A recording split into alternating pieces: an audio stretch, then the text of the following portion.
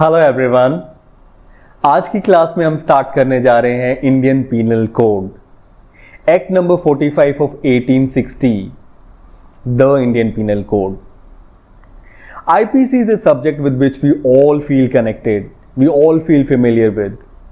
हमें लगता है कि आईपीसी तो हमें आता है। उसके पीछे रीजन भी है, क्योंकि सिंस आवर चाइल्डहुड हमने इतनी सारी बॉलीवुड की मूवीज देखी हुई होती हैं जिसमें कि हमने बहुत सारे ऑफेंसेस देखे हैं। मर्डर हो गया किसी का, रेप हो गया, एक्सटॉर्शन हो गया, रॉबरी हो गई, डिकॉइटी हो गई, थेफ्ट हो गई। ये हमने बहुत देखा है बॉलीवुड मूवीज में। कोर्ट प्रोसीडिंग्स भी बहुत देखी हैं। आजकल जो वेब सीरीज बन रही है उसमें भी हम देख रहे हैं कि बहुत सारे क्रिमिनल ऑफेंसेस के ऊपर वो बन रही हैं। सीरियल्स की अगर मैं बात करूं तो there are n number of serials on criminal offences, चाहे वो क्राइम पेट्रोल है, सावधान इंडिया है एंड सो ऑन। बहुत सारे सीरियल्स हैं। If anybody asks you that what is your favourite subject, in the most of the cases mostly the students say that Indian penal Code, IPC is my favourite subject. मैं भी ऐसे ही कहता था जब मैं एलएलबी कर रहा होता था। आईपीसी है ही इतना अच्छा subject. IPC has been drafted so beautifully by the Lord Macaulay कि मैं उनको सैल्यूट करना चाहता हूं। My serious regards to Lord Macaulay because it has been drafted so beautifully, so amazingly कि इसका कोई कंपैरिजन नहीं है। Since the day of its enactment, since the day of the Indian Penal Code has been drafted, only 3 chapters have been added to this। सिर्फ 3 chapters इसमें अभी तक add हुए हैं आज तक। Chapter number 5A criminal conspiracy, section number 120A to 120B। Chapter number 9B offences relating to elections, section number 171A to section 171I। Chapter number 20A 20A cruelty by husband और by relatives of husband. सिर्फ ये 3 chapters add हुए हैं। And in chapter 20A it's only section 498A capital. सिर्फ ये section है। Elections, क्योंकि उस टाइम इलेक्शंस होते ही नहीं थे, इलेक्शंस का कोई कॉन्सेप्ट ही नहीं था। Democracy was nowhere in the picture, क्योंकि फिर हमें इलेक्शन का एक चैप्टर नंबर 9A ऐड करना पड़ा। That is why I'm saying that Lord Macaulay, Thomas Babington Macaulay, TB Macaulay उनका पूरा नाम है, he deserves a salute। इतना ब्यूटिफुली ड्राफ्ट किया है आईपीसी को कि आज तक the final draft was completed in 1837।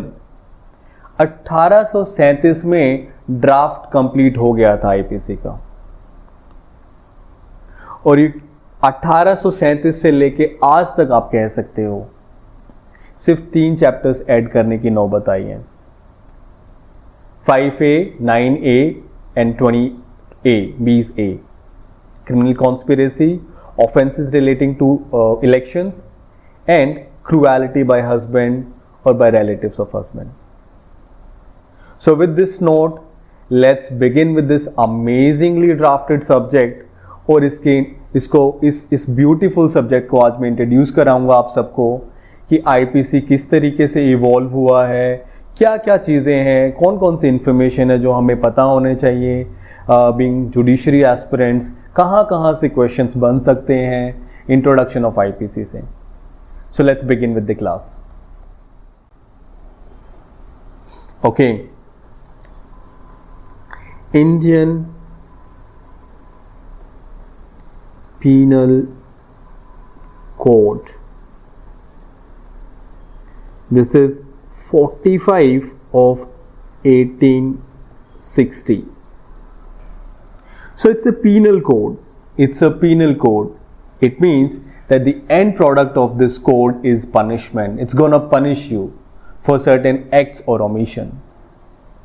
ये आपको पनिश करेगा। अगर कोई एक्ट आपने किया, कोई ओमिशन आपने किया तो इसकी पनिशमेंट है। Punishment is the end product of every penal code, जिस भी कंट्री का पीनल कोड है, Pakistan penal code, Bangladesh penal code, जिस भी कंट्री का पीनल कोड है, the end product of a penal code of a criminal law is always punishment. Recently अभी अभी आपने CPC की क्लासेस खत्म करी हैं, सिविल लॉ आपने देखा है, वहाँ पे क्या होता है, डैमेजेस होते हैं, कॉम्पनसेशन आप मांग सकते हो, इंजंक्शन आप मांग सकते हो, रिकवरी सूट्स आप फाइल कर सकते हो, but here in criminal law punishment will be there. So the end product of a criminal law is always punishment, right? So this is Act number 45 of 1860. इसमें मैं बाद में जाऊंगा. सबसे पहले देखते हैं कि जब मैं पनिशमेंट बोलता हूं तो पनिशमेंट किसी एक्ट या ओमिशन की होगी, राइट? तो ये कहां पे लिखा हुआ है, सबसे पहले समझते हैं. Let's first of all let's understand offence क्या होता है. What is an offense? If you will see section 2 clause N of CRPC and section 3 subsection 33 of General Clauses Act, or you can say section 3 clause 33 of General Clauses Act, तो वहां पे आपको definition मिल जाएगी offence की. Even in the Indian penal code IPC also under section 40 offense has been defined. It is having the same definition, same meaning. Section 2 clause N of CRPC, section 3 clause 33 of General Clauses Act. These two sections define offense. An act or omission which is prohibited by law and made punishable by law is an offense. ये कहते हैं that an act or omission which is prohibited by law and made punishable by law is an offense. कोई भी act या omission जिसको कि law prohibit करता है, लॉ कहता है कि आप ये नहीं करेंगे, आप ये नहीं कर सकते, और अगर आपने किया तो उसकी पनिशमेंट है, फिर उसकी पनिशमेंट आपको मिलेगी. N act or omission which is prohibited by law, एक बार मैं लिख देता हूं इसको, N act or omission which is prohibited by law and made punishable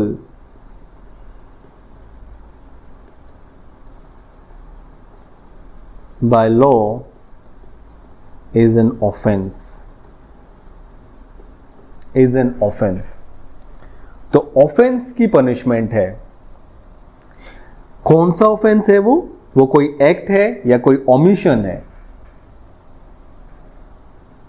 जो कि लॉ प्रोहिबिट करता है. लॉ कहता है कि आपको नहीं करना, आप नहीं कर सकते, और अगर आपने अगर वो किया देन इट इज पनिशेबल, आपको उसकी पनिशमेंट मिलेगी.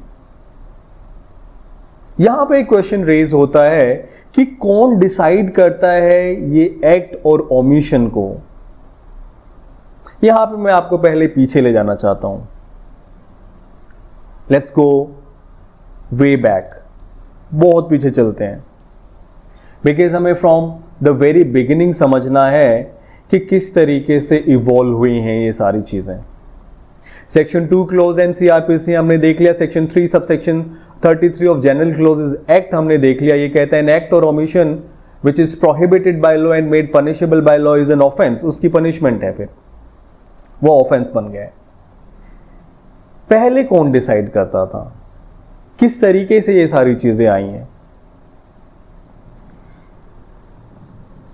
सी, अगर आप एंशिएंट टाइम में जाएंगे, डेकेड्स बैक अगर आप देखेंगे, then they used to be a sovereign. They used to be a sovereign. Hindi में सार्वभौम इसको बोलते हैं, सार्वभौम. दिस इज सार्वभौम. सार्वभौम, सॉवरेन.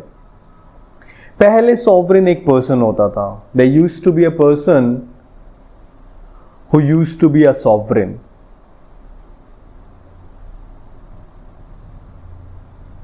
एंशियंट टाइम में वो राजा होता था, एम्परर होता था या कोई रूलर होता था. So there used to be a person जिसकी बात लोग मानते थे, प्रजा मानती थी, जनता मानती थी. He used to set the norms of the society. He used to decide the acts or the omission which will be prohibited. वो डिसाइड करता था उन एक्ट्स को और उन ओमिशंस को जो कि प्रोहिबिटेड होंगे, जिनको नहीं करना है जनता को, प्रजा को. और अगर उन्होंने वो किया तो फिर उसकी पनिशमेंट थी. So in ancient time they used to be a person जो कि सॉवरेन होता था. सार्वभौम इसको हिंदी में बोलते हैं. राजा होता था, कोई एम्परर होता था, कोई रूलर होता था. Who used to set the norms of the society. वो डिसाइड करता था कौन से एक्ट्स, कौन से ओमिशंस करने, नहीं करने आपको. Section 2 clause and section 3 clause 33 general clauses act यही कह रहा है. Act or omission which is prohibited by law and made punishable by law is an offence. तो पहले ये कहां से आई है ये सारी चीजें? एक राजा होता था, कोई जो कि सॉवरेन था. सॉवरेन का कॉन्सेप्ट बहुत पहले से है सोसाइटी में. पहले राजा होता था, रूलर होता था, कोई एम्परर होता था जो कि नॉर्म्स को डिसाइड करता था, सेट करता था. ये डिसाइड करता था कौन से एक्ट्स, कौन से ओमिशंस हैं जिनको प्रोहिबिट करना चाहिए, नहीं कर सकते, आपको पनिशमेंट मिलेगी अगर किया तो. फिर धीरे धीरे पहले राजा, एम्परर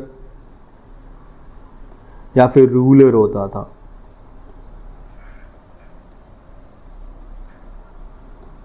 बट अगर आप बात करेंगे कि इन एक्ट्स को और इन ओमिशंस को, इन एक्ट्स को एंड इन ओमिशंस को, इन नॉर्म्स को सेट करने की क्या जरूरत है? Why do we decide, why do we set the norms, these acts, these omissions कि ये नहीं करने आपको? क्या रीजन, क्या है इनके पीछे, पर्पस क्या है? क्या रीजन हो सकता है आपके हिसाब से? To maintain the social order. To maintain the social order, the sovereign has to decide certain acts and omissions which must be prohibited, and in breach of that punishment will be given. So to maintain the social order,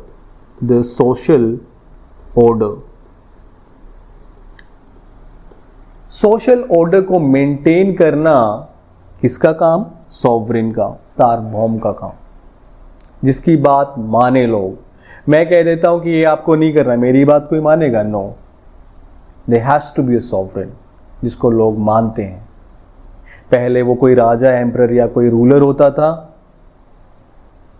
और ये acts और omissions को prohibit करना, उनको punishable बनाना क्यों जरूरी है? To maintain the social order. आपको एक सोशल ऑर्डर मेंटेन करना है for the better functioning of the society. Society की बेटर फंक्शनिंग के लिए you'll have to set the norms, you'll have to set certain acts and omissions जिनको नहीं करना चाहिए, और अगर किया तो उसकी पनिशमेंट मिलेगी. अगर मैं अभी की बात करूं, then the Constitution of India, the preamble in the Constitution of India says that we the people of India. Sovereign कौन है? We the people of India. और अगर मैं बोलूं in broad sense, then state is the sovereign. State is the sovereign. State is the sovereign. State sovereign है. पहले कोई इंसान होता था they used to be a person पहले के टाइम में, but now as the preamble of the constitution says that we the people of India, और हम रिप्रेजेंट, ये जो स्टेट होता है जहां पे एमपीज होते हैं, एमएलएज होते हैं, वो किसको रिप्रेजेंट करते हैं? We the people of India. Obviously India is a democracy. तो स्टेट का कॉन्सेप्ट आ गया। State is sovereign. सॉवरेन कौन है? State. Then the state will decide, the state will set the norms of the society for the better functioning of the society to maintain the social order. Social order को maintain करने के लिए कौन से वो acts हैं, कौन से वो omissions हैं जो नहीं करने हैं, अगर किए तो state आपको punish करेगा, because state is sovereign। पहले कोई इंसान होता था। क्रिमिनल केसेस को अगर आप देखेंगे तो क्या मिलेगा आपको? State versus this, state versus this, this versus state. State will prosecute because an offence is considered to be a wrong against the society. एक ऑफेंस जो होता है that is considered to be a wrong against the complete society, the people at large, the public at large. It affects the complete society, पूरी की पूरी society को affect करता है। सिर्फ एक इंडिविजुअल को अफेक्ट नहीं करता है criminal offence, it affects the whole society, पूरी की पूरी सोसाइटी को ये अफेक्ट करता है। It's just like throwing a stone in the pond and the ripples go all along the pond. आपने एक तालाब में स्टोन को फेंका और उससे जो छोटी छोटी लहरें उठती हैं, रिपल्स, ये पूरे के पूरे पॉन्ड में, पूरे के पूरे तालाब में जाती हैं। So it's just like throwing a stone in a pond and the ripple go along the pond is, you can say, you can understand that offense is considered to be a wrong against the society, public at large। तो ये जो offence होता है, criminal offence, ये क्या होता है? This is an act और the omission which is prohibited by law and made punishable by law. और इसको कौन डिसाइड करता है? कौन डिसाइड करता है कि ये एक्ट और ये ओमिशन प्रोहिबिटेड है और अगर आपने किए तो इनकी पनिशमेंट मिलेगी? स्टेट डिसाइड करता है। स्टेट सॉवरेन है। पहले सॉवरेन कोई इंसान होता था, अब स्टेट होता है। ऑलराइट, तो यहां से कॉन्सेप्ट आता है सोशल ऑर्डर का। यहां से कॉन्सेप्ट आता है सोशल ऑर्डर का। सोशल ऑर्डर को मेंटेन करना है बिकॉज एन ऑफेंस और a crime, a criminal offense is considered to be a wrong against the society। तो पहले सॉवरेन होते थे और वो डिसाइड करते थे, वो कोई पर्सन होते थे। अब सॉवरेन एक स्टेट होता है। जैसे कि मैंने आपको बताया, स्टेट वर्सेस ये जो भी अक्यूज्ड होता है, स्टेट वर्सेस अक्यूज्ड का नाम, this versus state। If you will compare the criminal law with the civil law, then you will see a fine difference। criminal law में क्या होता है? Because it is an offense against the world at large, offense against the public at large, it affects the whole society। That is why the state prosecutes the offender, the state prosecutes the accused। FIR आपने file कर दी, the investigation will be done by the state. जितने भी evidences हैं, जितने भी witnesses हैं, आपको नहीं लेके आने, state will do it on you, for you. आपके लिए स्टेट करेगा। आपको लॉयर को नहीं हायर करना, the public prosecutor will fight your case. आपको सिर्फ एक FIR करानी, you just have to put your sign there, that's it. And one statement of section 161 of CRPC, that's it। Everything will be done by the state, because an offense is not against you. This is against the state. This is against the society. It's a public law. Indian Penal Code, IPC, is a public law. It's a public law. It affects your rights in rem. Rights in rem. बहुत important questions हैं ये सारे के सारे, prelims के और interview के। Mains के लिए भी जब आप अपना आंसर फ्रेम करते हो, अपना आंसर बनाते हो, तो ये सारी चीजें अगर आप अपने आंसर में डालते हो ना,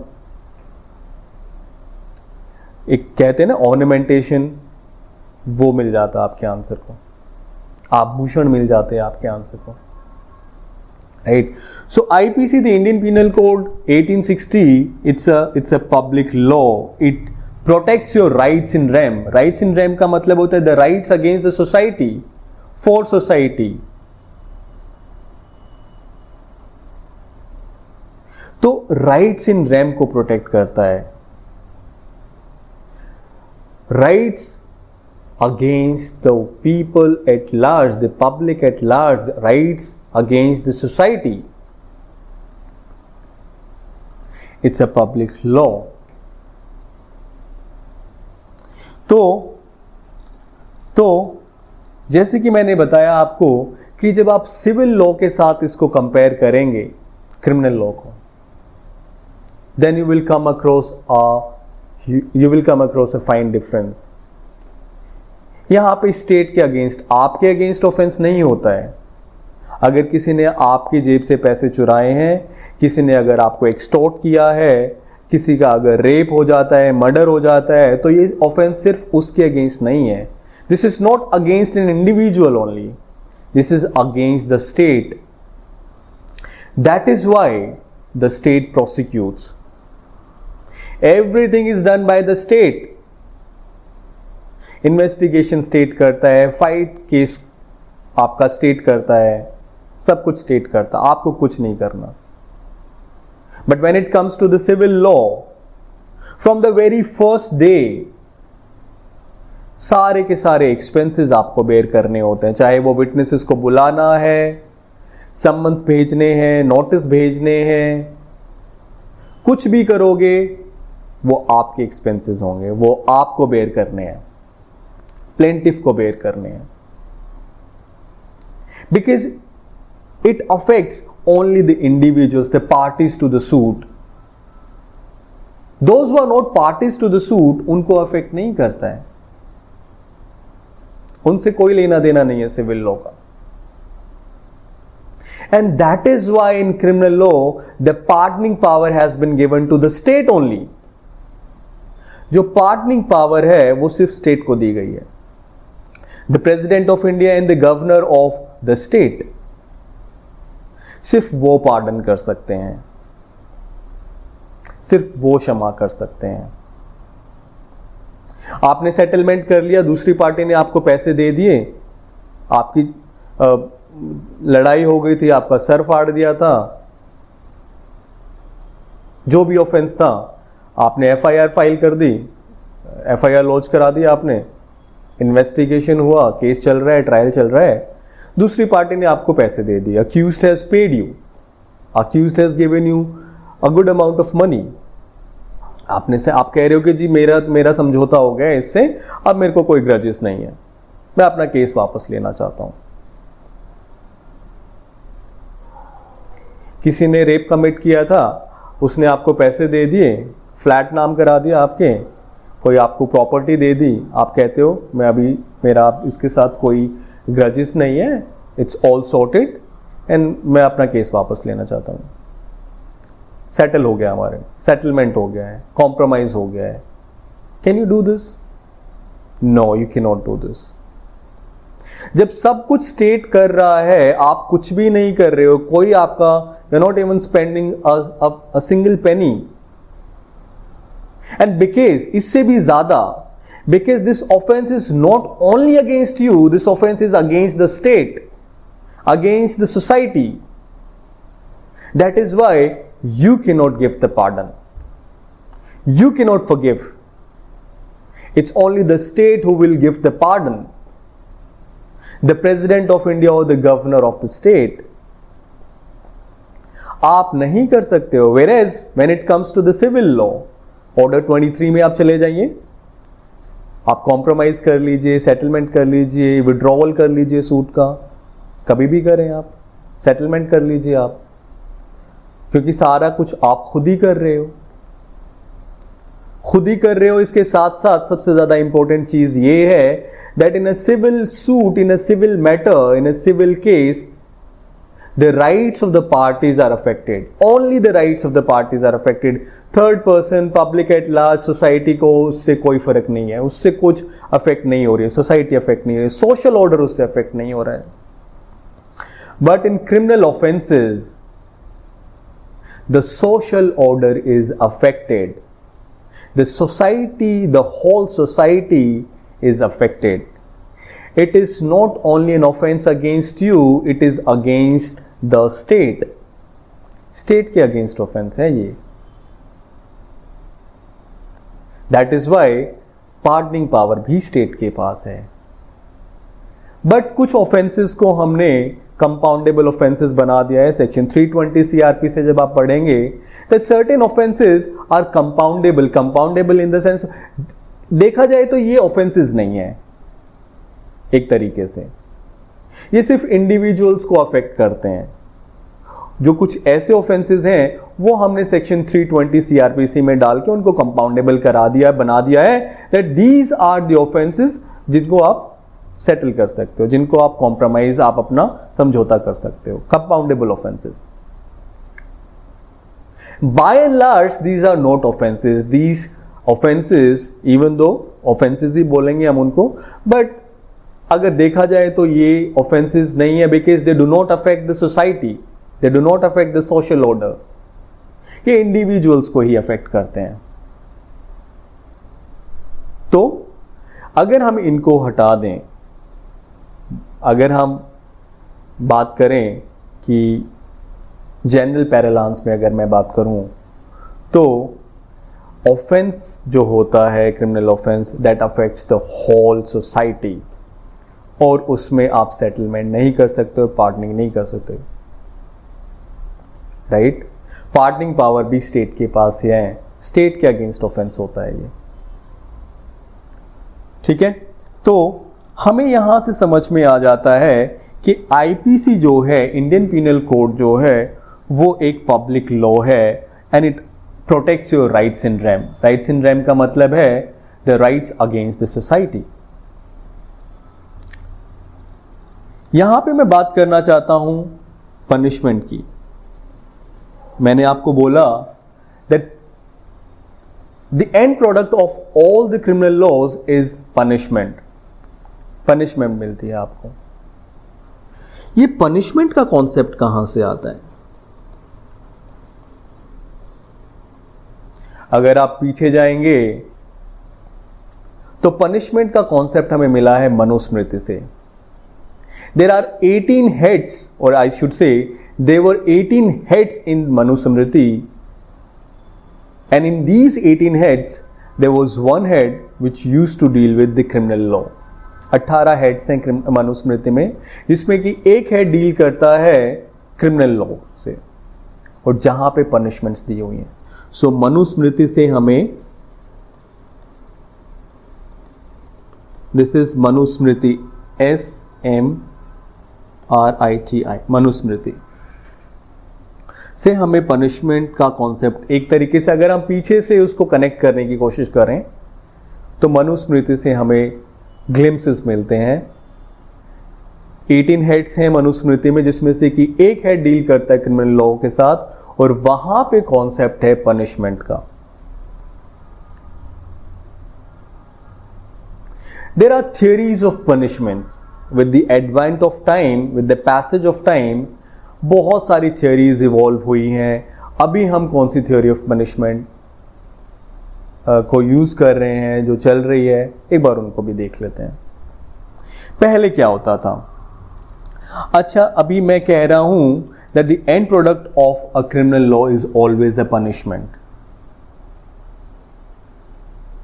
तो अगर मैं बात करूं कि पनिशमेंट कहां से हमें कॉन्सेप्ट मिलता है, मनुस्मृति का मैंने रेफरेंस लिया। अब मैं बात कर रहा हूं थियोरीज ऑफ पनिशमेंट की। थियोरीज ऑफ पनिशमेंट,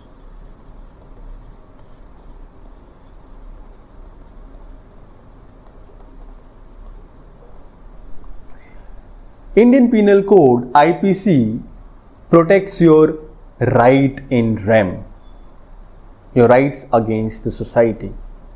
ये क्या स्पेसिफिकली अगर बात करें तो किसको प्रोटेक्ट करता है? Your right to life and property, life and liberty and property you can say. आपकी लाइफ एंड लिबर्टी को प्रोटेक्ट करता है और आपकी प्रॉपर्टी को प्रोटेक्ट करता है इंडियन पीनल कोड। तो जितने भी पीनल कोड्स होते हैं सोशल ऑर्डर को मेंटेन करने के लिए उनकी ज़रूरत है और वो आपके राइट इन रैम को प्रोटेक्ट करते हैं। पब्लिक लॉ होता है, इंडियन पीनल कोड एक पब्लिक लॉ है, आईपीसी एक पब्लिक लॉ है और वो आपके right to life and liberty और प्रॉपर्टी को प्रोटेक्ट करता है। तो हम बात कर रहे हैं पहले ज़माने की, वे बैक इन हिस्ट्री। पहले क्या राइट होता था? Earlier there used to be only one right, और वो क्या होता था?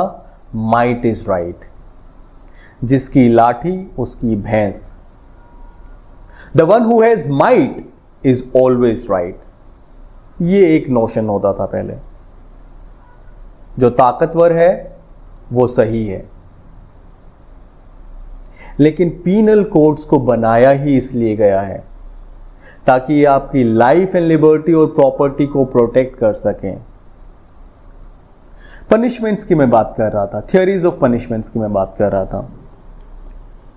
सबसे पहले होता था थियोरी ऑफ लिख लेते हैं, theory of retribution. Theory of retribution, theory of retribution का मतलब है eye for an eye, tooth for a tooth. आपने मेरी आंख फोड़ दी है, मैं भी आपकी आंख फोड़ दूंगा। आपने मेरा हाथ काट दिया है, मैं भी आपका हाथ काट दूंगा। Eye for an I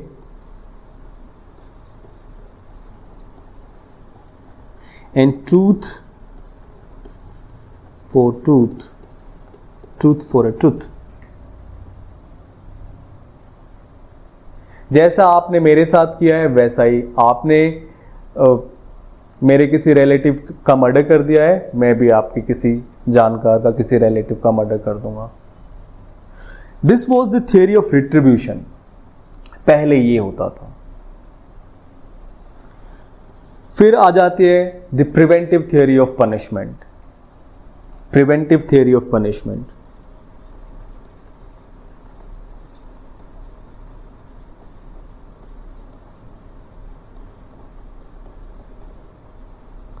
preventive theory of punishment. Keep the wrongdoers behind the bars. जो भी गलत कर रहा है उसको जेल में डाल दो, सीधा सीधा उसको डाल दो जेल में, उसको बंद कर दो। प्रिवेंटिव थ्योरी ऑफ पनिशमेंट को हम आइसोलेशन थ्योरी भी बोलते हैं। आइसोलेशन थ्योरी, आइसोलेशन में डाल दो, काल कोठरी में डाल दो। ये थ्योरी अभी भी चल रही है। So keep the wrong doer behind the bars.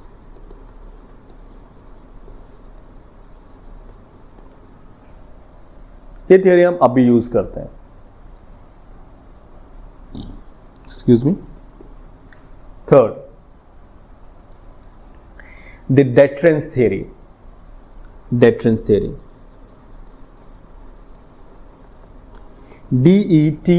DETERRENCE, deterrence theory. Strict punishment, stringent punishment, stringent punishment.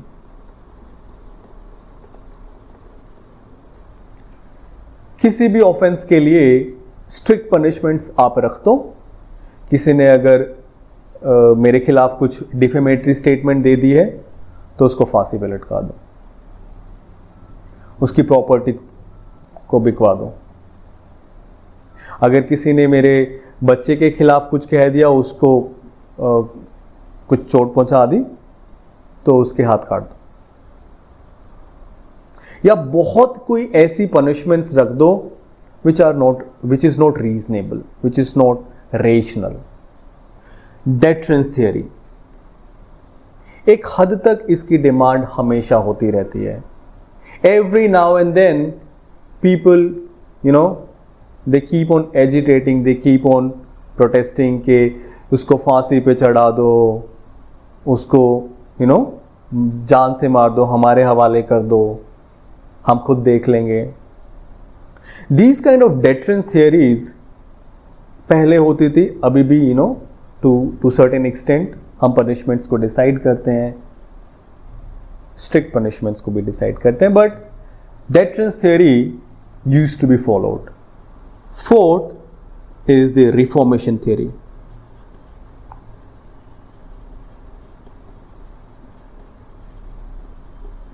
आज के टाइम में क्रिमिनल लॉ में जो यूज होती है, जो चल रही है, मेजरली अगर मैं बोलूं, so that is the reformation theory. Hate the sin but not the sinner. Sin से हेट करना है, सिनर से हेट नहीं करना है। जो गलत है जो चीज, उससे हेट करो, उससे नफरत करो। जिसने वो गलत किया है उससे नहीं करो। Hate the sin but not the sinner. Reformation theory reform करने की बात करता है। So the theory of retribution, eye for an eye, preventive theory of punishment, isolation theory भी इसको बोलते हो, keep the wrong doer behind the bars, deterrence theory, stringent punishment, reformation theory, reformation theory जो आज के टाइम में जो use हो रही है currently, this is called reformation theory. Hate the sin but not the sinner. पहले क्या होता था, आज हम इस थ्योरी पे मेजरली ये चलती है। जैसे मैंने आपको बताया that might used to be right, जिसकी लाठी होती थी उसी की भैंस होती थी। जो ताकतवर होता था उसी की सब सुनता था, हर कोई सुनता था, उसी का जो उसने कह दिया वो सही होता था।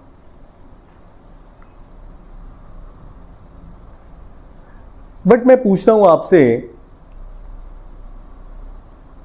एक पर्सन ने मर्डर किया विद नॉलेज इंटेंशन, जानबूझ के, with full proof planning, one person has committed a murder of another. एक आदमी ने जानबूझ के फुल प्लानिंग से किसी का मर्डर कर दिया, उसको जान से मार दिया। Whereas on the other hand, a person has killed someone accidentally. और किसी से गलती से किसी का मर्डर हो जाता है, किसी की हत्या हो जाती है। मर्डर नहीं बोलना चाहिए मुझे, accidentally or by mistake, by mistakenly somebody has killed the another person. क्या इन सारे पर्सन्स को, इन सारे इंसानों को, सारे आदमियों को एक ही तरीके से हमें उनके लिए पनिशमेंट डिसाइड करनी चाहिए?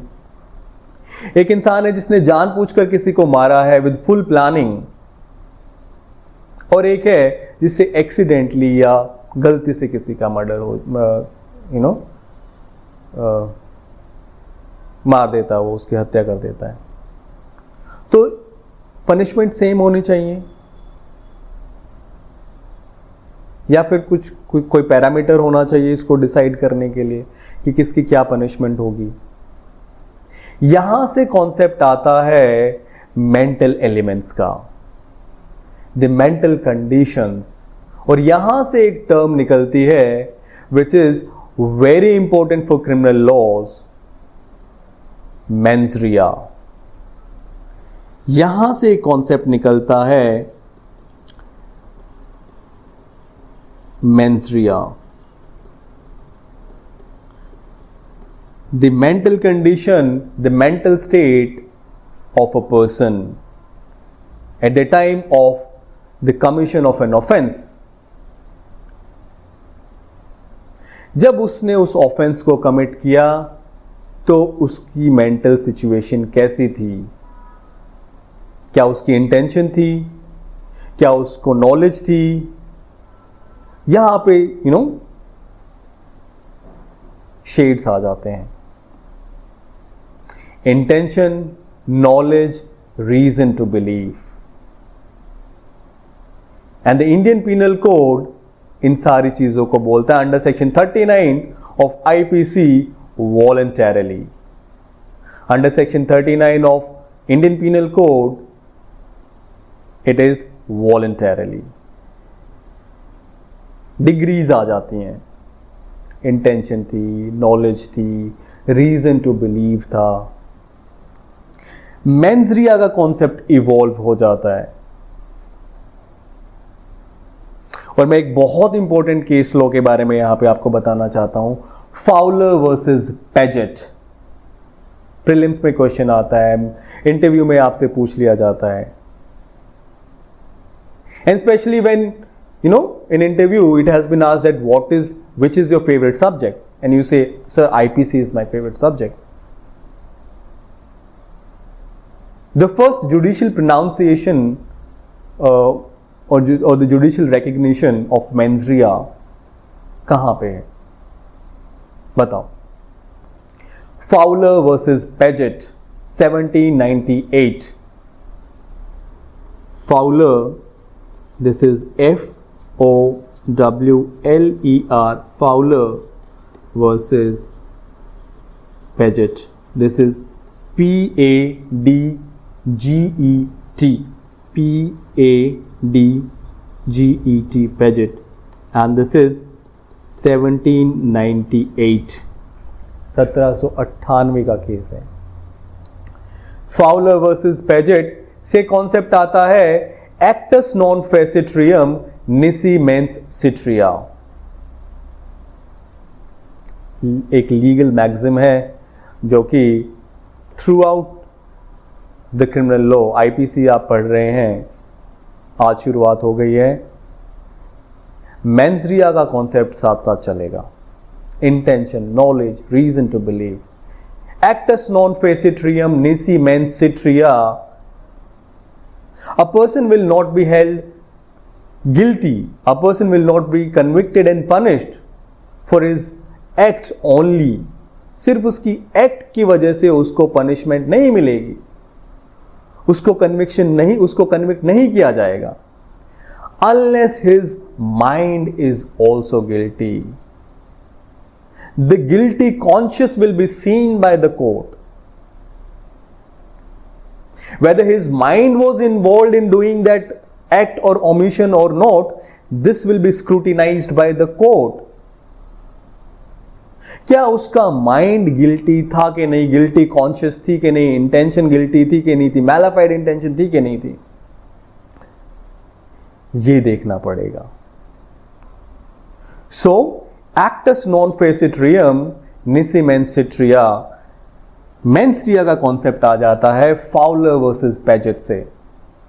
बहुत इंपॉर्टेंट क्वेश्चन है, बहुत बार आया है। फाउलर वर्सेस पेजेट किसको डील करता है? मेंस रिया से। Actus non facit, FACIT, facit, reum, REUM, reum, actus non facit reum nisi mens sit rea. सिर्फ एक्ट आपकी है, उस एक्ट की वजह से आपको पनिश नहीं किया जाएगा। A person shall not be punished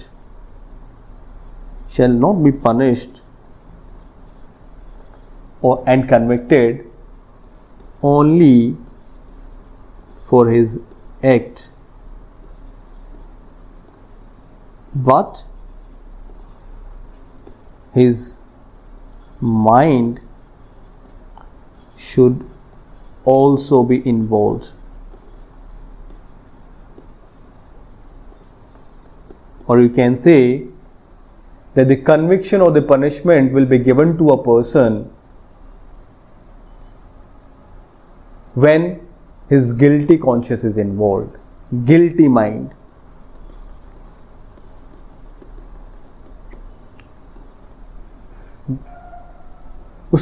उसका अगर माइंड भी इन्वॉल्व था, सिर्फ एक्ट से उसको पनिशमेंट नहीं मिल जाएगी, सिर्फ एक्ट की वजह से उसको कन्विक्ट नहीं कर देंगे आप। उसको पता ही नहीं था वो क्या कर रहा है, उसकी इंटेंशन ही नहीं थी वो जो कर रहा था, रीजन टू बिलीव ही नहीं था उसका।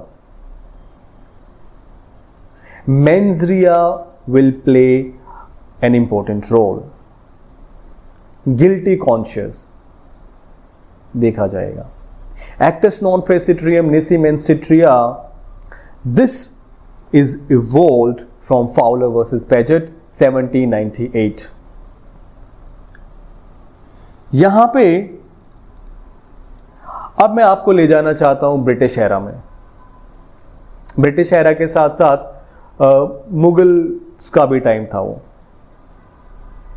और यहां पे एक बार हम समझना चाहते हैं, आईपीसी को एक बार थोड़ा सा साइड में रख के let's try and understand the important developments for in judiciary, और you can say the judicial important developments during British era.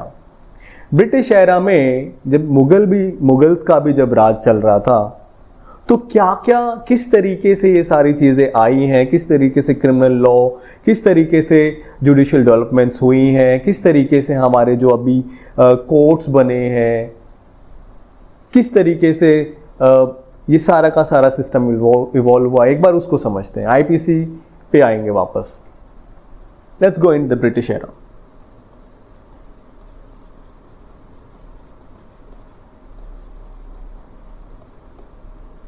अभी तक आपको ये तो चीज समझ में आ गई है कि एक सॉवरेन होता है, और आज के टाइम में वो सॉवरेन स्टेट है, वो डिसाइड करता है norms of the society. He the sovereign decides, the state decides, the state sets the norms of the society, the acts and the omissions which are prohibited and punished by the law.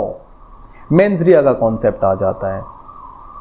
यहां पे एक बार मैं आपको British era में ले जाना चाहता हूं। मुगल्स भी थे, जब मुगल्स भी थे, और जो इंपॉर्टेंट डेवलपमेंट्स हुई हैं, किस तरीके से ये हमें कोर्ट्स मिले हैं, क्रिमिनल कोर्ट्स मिले हैं, किस तरीके से सारी चीज़ें आई हैं, एक बार वो भी समझ लेते हैं। हिस्टोरिकल बैकग्राउंड में चले जाते हैं एक बार, और मैं स्टार्ट करना चाहता हूं रेगुलेटिंग एक्ट से 1773।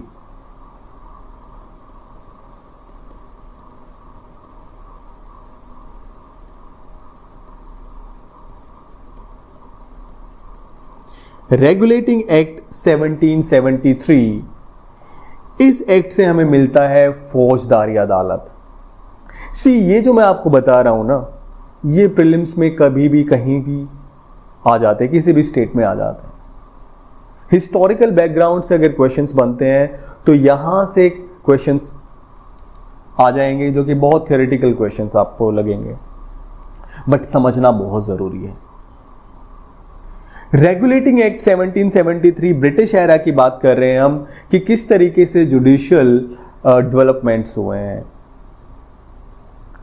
रेगुलेटिंग एक्ट 1773 ने हमें दिया फौजदारी अदालत।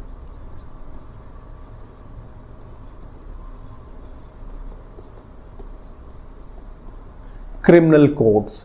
For the very first time the regulating act of 1773 established फौजदारी adalats in India, means the criminal courts in India.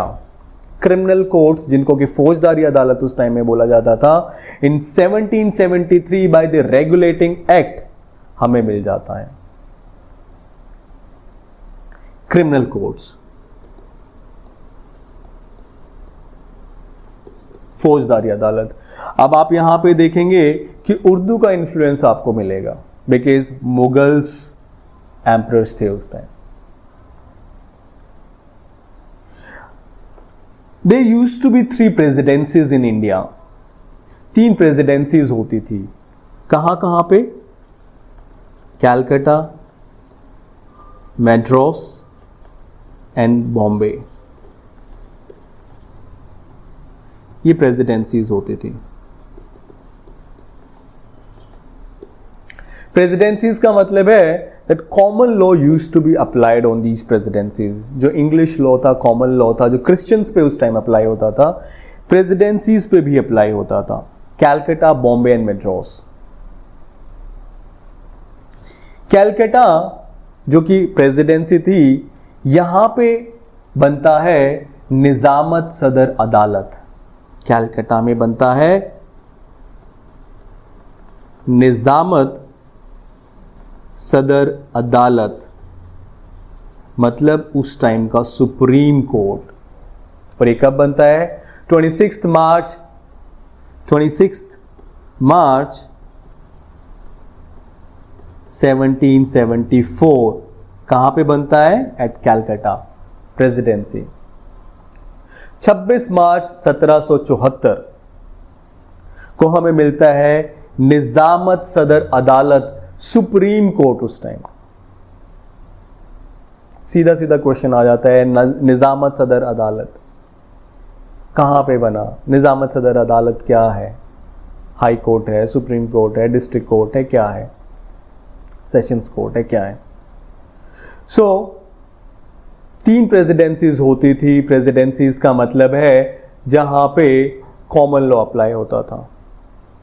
Outside the presidencies, जो प्रेसिडेंसीज में नहीं आता था, जो एरियाज जो कि आउटस्कर्ट्स ऑफ इंडिया होते थे उस टाइम में, उनको मॉफिसल्स बोला जाता था.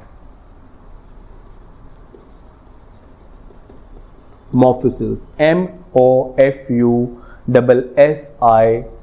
MOFUSSILS, मॉफिसल्स. And in mofusils means the areas outside the presidencies. यहाँ पे हिंदूज पे हिंदू लॉ अप्लाई होता था, मुस्लिम्स पे मुस्लिम लॉ अप्लाई होता था. मीन्स इनके पर्सनल लॉज अप्लाई होते थे. Whereas in presidencies the common law was applicable on the presidencies. Presidencies पे common law अप्लाई होता था, क्रिश्चियंस पे common law अप्लाई होता था. तो मैं बात कर रहा था कि Calcutta which was the presidency during British era, वहां पे निजामत सदर अदालत, मतलब उस टाइम का सुप्रीम कोर्ट बनता है 26 मार्च 1774, 26 मार्च 1774 में. और फिर आते हैं कॉर्नवालिस साहब. कॉर्नवालिस साहब, कॉर्नवालिस साहब बहुत जबरदस्त डेवलपमेंट्स हुए हैं कॉर्नवालिस के टाइम पे. कॉर्नवालिस साहब आते हैं और उन्होंने क्या किया? Criminal courts at district level establish कर दिए, जिनको आज के टाइम में हम कहते हैं sessions court. Sessions court, excuse me, these were the appellate courts. Cornwallis साहब आते हैं और उन्होंने criminal courts at district level establish कर दिए, जिनको आज के टाइम में हम सेशंस कोर्ट कहते हैं. ये appellate कोर्ट्स थे. कहां कहां पे एस्टैब्लिश करें? कैलकाटा, ढाका, पटना, मुर्शिदाबाद, 4 जगह पे. कहां कहां पे? कैलकाटा, जहां पे निजामत सदर अदालत, सुप्रीम कोर्ट पहले ही एस्टैब्लिश हो चुका था, वहां पे एक सेशन कोर्ट भी बन जाता है. ढाका, पटना एंड मुर्शिदाबाद. मुर्शिदाबाद, यहां पे हमें सेशंस कोर्ट मिल जाते हैं. अगर आप देखेंगे तो यहां पे हमें एक हायरार्की ऑफ कोर्ट्स मिल जाती है. For the very first time in India we got the hierarchy of criminal courts. Hierarchy of criminal courts मिल जाती है. फौजदारी अदालत हैं, फिर उसके बाद criminal courts at district level, sessions courts हमें मिल गए हैं, और टॉप पे हमारा है निजामत सदर अदालत, जो कि कैलकाटा में बना 26 मार्च 1774 में। तो पहली बार इंडिया में क्रिमिनल कोर्ट्स की एक हायरार्की हमें मिल गई। कैसी हायरार्की है ये? फौजदारी अदालत है, फौजदारी अदालत से उनके ऊपर सेशंस कोर्ट्स हैं। सेशंस कोर्ट्स मतलब criminal courts at district level, और उनके ऊपर निजामत सदर अदालत, सुप्रीम कोर्ट उस टाइम का। कहां पे बना? कैलकाटा में। कब बना? 26 मार्च 1774, 1774। सेशंस कोर्ट कहां बने? कैलकाटा, ढाका, पटना एंड मुर्शिदाबाद। किसने? कॉर्नवालिस। फौजदारी अदालत, रेगुलेटिंग एक्ट 1773।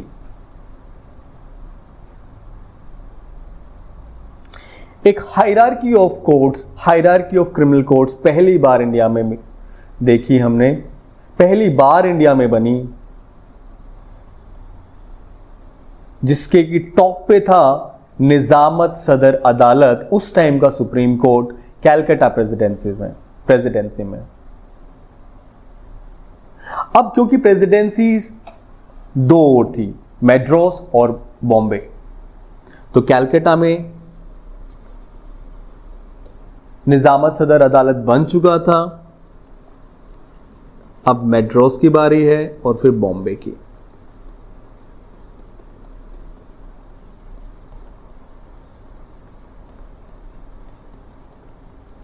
मैड्रास में जो कि एक प्रेसिडेंसी थी, वहां पे बनता है 26 दिसंबर 1800। 26 दिसंबर 1800 को निजामत सदर अदालत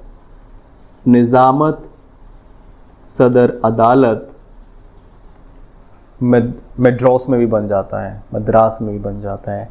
उसके बाद 8 दिसंबर 1823, 8 दिसंबर 1823 में बॉम्बे में भी बन जाता है निजामत सदर अदालत। अब हमारे पास 3 सुप्रीम कोर्ट्स है, हर एक प्रेसिडेंसी में एक सुप्रीम कोर्ट है।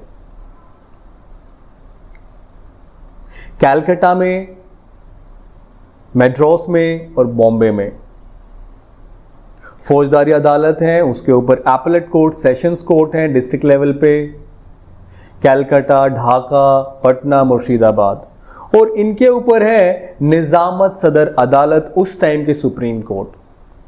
हायरार्की ऑफ कोर्ट्स मिल जाती है। एक बहुत बड़ा टर्निंग पॉइंट आता है जब इंडियन हाई कोर्ट्स एक्ट 1861 आता है। The High Courts act 1861, it abolished that time all the निजामत सदर अदालत्स। जितने भी सुप्रीम कोर्ट्स थे, ये तीनों के तीनों प्रेसिडेंसीज में निजामत सदर अदालत, इनको अबॉलिश कर देता है the High Courts Act 1861, and it established the high courts for all the provinces, और इनकी जगह पे ले आता है हाई कोर्ट्स को सारे के सारे प्रोविंसेस के लिए। The High Courts Act 1861 abolished all the निजामत सदर अदालत्स and established high courts for all the provinces, and established high courts for all the provinces, और हाई कोर्ट्स को एस्टैब्लिश कर देता है सारे के सारे प्रोविंसेस के लिए। तो अब यहां पे हायरार्की में क्या है? यहां पे फौजदारी अदालत है, एपेलेट कोर्ट्स में सेशंस कोर्ट है, और निजामत सदर अदालत को अबॉलिश कर दिया जाता है, और यहां पे आ जाता है हाई कोर्ट्स। और अगर किसी को हाई कोर्ट के ऊपर जाना है, अपील करनी है, देन प्रिवी काउंसिल थी वहां पे। फिर प्रिवी काउंसिल लंदन में थी। अगर किसी ने हाई कोर्ट की भी अपील करनी है, देन ही और she could have filed an appeal in the Privy Council, जो कि लंदन में होती थी। तो अब because of 1861 the High Courts Act, Nizamat Sadar Adalat को अबॉलिश कर दिया गया। तीनों प्रेसिडेंसीज में जो सुप्रीम कोर्ट्स थे उनको अबॉलिश करके हाई कोर्ट्स ने उनकी जगह ले ली। ये सब चलता रहा the Government of India Act 1935 तक। The Government of India Act 1935 comes and the government of India Act comes with the federal courts. Federal courts को ले आता है गवर्नमेंट ऑफ इंडिया एक्ट। 1861 में हाई कोर्ट्स आ जाते हैं, और हाई कोर्ट्स को के बाद जब गवर्नमेंट ऑफ इंडिया एक्ट आता है तो वो इंट्रोड्यूस करा देता है फेडरल कोर्ट्स को। The Government of India act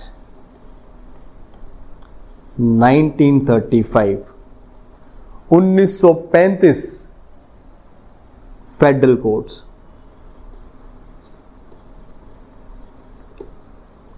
federal courts आ जाते हैं, और उसके बाद आता है द कॉन्स्टिट्यूशन ऑफ इंडिया, और वो फेडरल कोर्ट्स को की जगह ले आता है the supreme court, the supreme court of India, the present supreme court of India.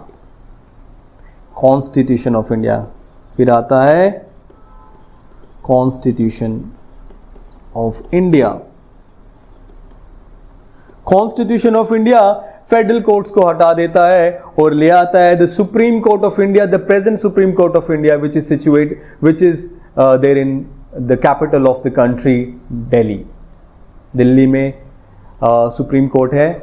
ये supreme court the constitution of India आता है, फेडरल कोर्ट्स को हटाता है और सुप्रीम कोर्ट को एस्टैब्लिश कर देता है। And on 28 January 1950 it had its first sitting. The present Supreme Court of India had its first sitting on 28 January 1950. 28 जनवरी 1950 को ये सुप्रीम कोर्ट, जो प्रेजेंट सुप्रीम कोर्ट है, जो कॉन्स्टिट्यूशन ऑफ इंडिया लेके आया है, फेडरल कोर्ट्स को हटा के अपनी पहली सिटिंग करता है 28 जनवरी 1950 में।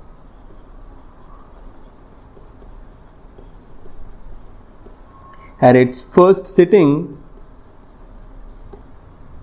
on 28 जनवरी 1950। बहुत इंपॉर्टेंट डेट्स हैं ये सारी की सारी प्रीलिम्स पॉइंट ऑफ व्यू से। तो ये एक तरीके से ब्रिटिश एरा में मुगल्स भी उस टाइम होते थे, तो ये पूरा का पूरा डेवलपमेंट हुआ है। किस तरीके से हमें अदालत, किस तरीके से हमें कोर्ट्स मिले हैं, किस तरीके से वो इस्टेब्लिश हुए हैं, और किस तरीके से सुप्रीम कोर्ट आया, किस तरीके से फेडरल कोर्ट्स गए, ये आप हिस्टोरिकल बैकग्राउंड आपको पता होना चाहिए। हमने क्रिमिनल कोर्ट्स की बात करी है। Now let's come back to IPC, the Indian penal code, जो हम पढ़ रहे हैं। तो यहां पे एक बार हम बात करते हैं अभी आईपीसी कैसे आया, birth of IPC.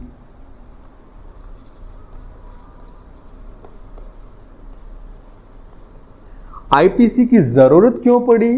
To maintain the social order, वो हम समझ चुके हैं। लेकिन आईपीसी का बर्थ कैसे हुआ, किस तरीके से आईपीसी को इनेक्ट किया गया, किस तरीके से आईपीसी आया और कैसे हुआ, यहां पे मैं बात करना चाहता हूं the charter act 1833, charter act 1833 की।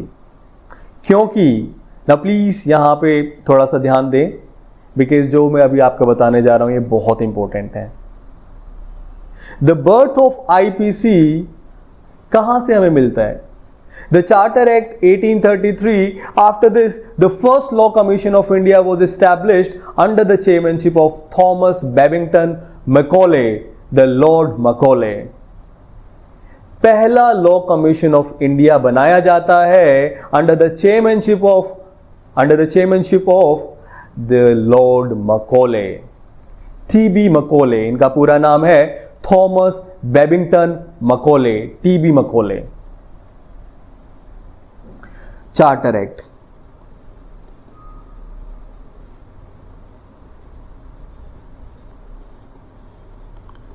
(1833) और इसके बाद बनता है फर्स्ट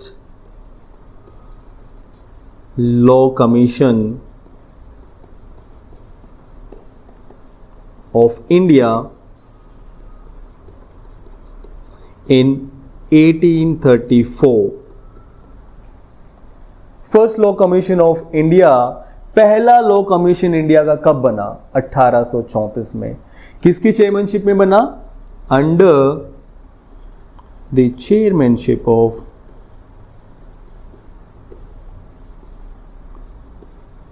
T.B. Macaulay. इनका पूरा नाम क्या है? Thomas Babington मकॉले.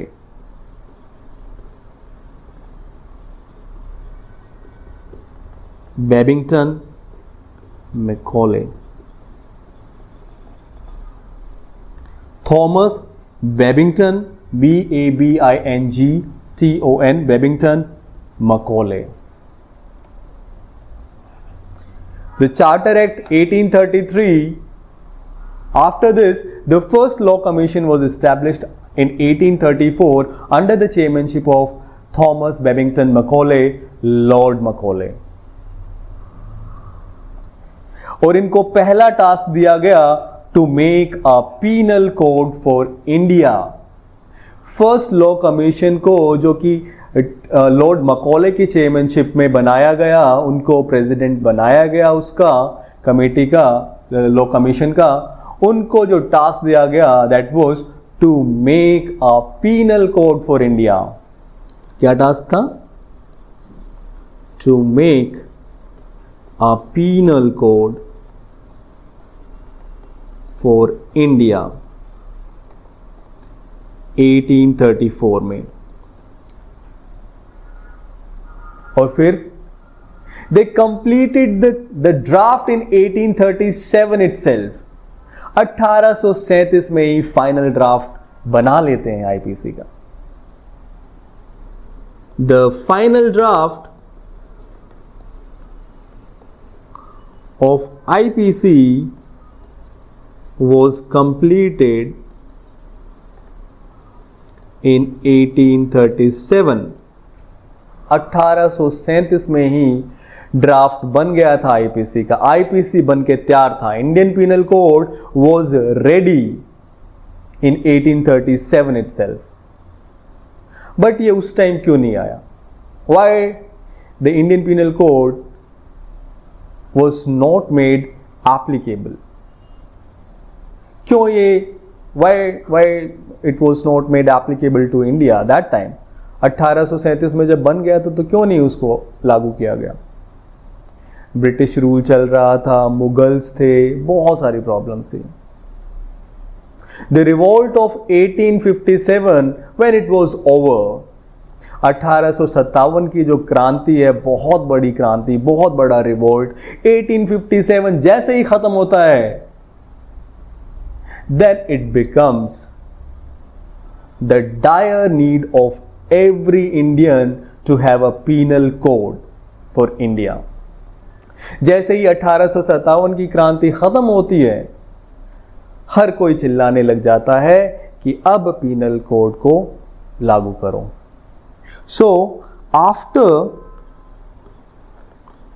the 1857 revolt, it was demanded by all the Indians and everyone at that time to have a penal code. It was already drafted, it was already made under the chairmanship of Lord Macaulay in 1837 itself. But it was not made applicable that time.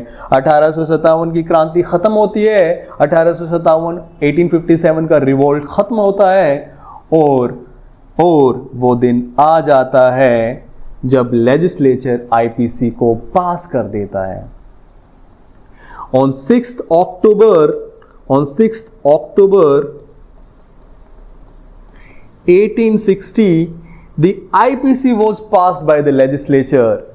इसका मतलब है that the Governor General gave his assent to the Indian Penal Code. See, 1860 में हुआ है तो उस time governor general था, president नहीं होते था, गवर्नर जनरल थे, राइट। सो जो ये आप देख रहे हो ना आईपीसी 1860, ये जो ईयर मेंशन होता है ये होता है वो ईयर जिस ईयर में इसको पास किया गया है लेजिस्लेचर के द्वारा, जिस ईयर में उसको असेंट मिला होता है एक्ट को, right. So that is why in IPC you will see 1860, because on 6th October 1860 the legislature passed the Indian Penal Code IPC, and इसका मतलब है पास करने का मतलब क्या है, that the Governor General gave his assent to the Indian Penal Code. Governor general ने 6 अक्टूबर 1860 को the Governor General gave his assent, अपना assent दे देते हैं और लेजिस्लेचर उसको पास कर देता है। लेकिन उस 1860 में भी IPC did not come into effect, 1860 में भी नहीं आता है, कोर्ट्स को टाइम चाहिए था अभी। बट फिर कब आता है IPC? What is the date of enactment, what is the date of enforcement of IPC? This is 1 जनवरी 1862। 1 जनवरी 1862 को IPC came into force. It came into effect on 1st January 1862.